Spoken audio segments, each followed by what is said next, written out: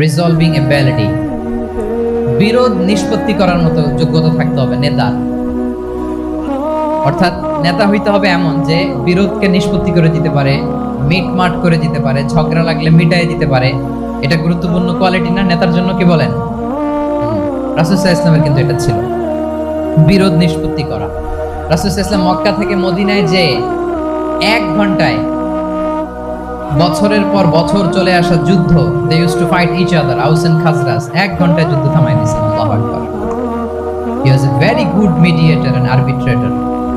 রাসূল সাল্লাল্লাহু আলাইহি ওয়াসাল্লাম অত্যন্ত ভালো মধ্যস্থতাকারী ছিলেন, ভালো মধ্যস্থতাকারী তিনি ছিলেন। তিনি থামিয়ে দিতে পারতেন। আপনারা জানেন যে মক্কা একবার সম্ভবত অগ্নিকাণ্ডের কারণে কাবা ঘর জ্বলে গিয়েছিল, ধ্বংস হয়েছিল, কিছু অংশ নষ্ট হয়ে গিয়েছিল। কাবাকে রিনোভেট করা হয়েছিল, ফলে কাবার একটা কর্নারে যে ব্ল্যাক